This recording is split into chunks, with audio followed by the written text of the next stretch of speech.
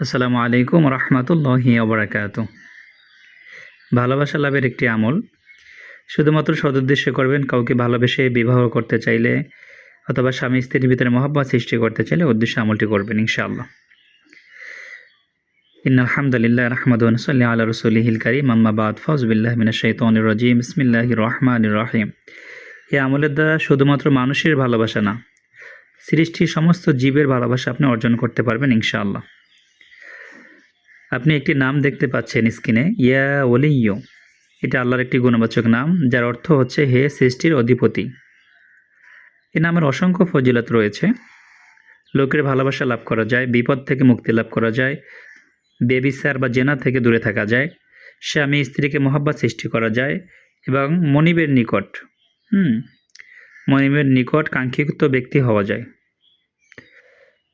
এছাড়া আরও অসংখ্য ফজিলত রয়েছে। সম্মানিত দর্শক, আজকে ভিডিওটি দিচ্ছি শুধুমাত্র কাউকে ভালোবেসে পাগল করার জন্য, বিবাহতে রাজি করার জন্য, ভালোবাসার মানুষকে বাধ্য করার জন্য, সৎ উদ্দেশ্যে অথবা স্বামী স্ত্রীর ভিতরে মহব্বত সৃষ্টি করার জন্য আমলটি করবেন। ভালোবাসার অসংখ্য আমল রয়েছে, অসংখ্য দোয়া কালাম রয়েছে, তবে আজকের আমলটি একটু ব্যতিক্রম। এই আমলটির দ্বারা ইনশাআল্লাহ ফায়দা আসবে।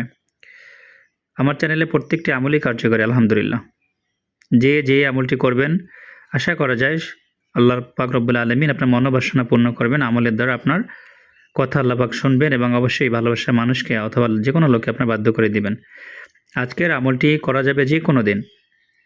এই আমলটি যে কোনো দিন করা যাবে, তবে আমলটি করার আগে অবশ্যই পাক পবিত্র অবস্থায় নিরিবিলি জায়গায় বসে আল্লাহর প্রতি ধ্যান খেয়াল নিয়ে গায়ে সুগন্ধি মেখে সম্ভব হলে সাদা কাপড় পরিধান করে আমলটি করবেন। প্রথমত 2 রাকাত নফল নামাজ আদায় করবেন। 2 রাকাত নফল নামাজ শেষ করে খুব ধ্যান খেয়ালের সহিত 11 বার দুরূদ শরীফ পাঠ করবেন।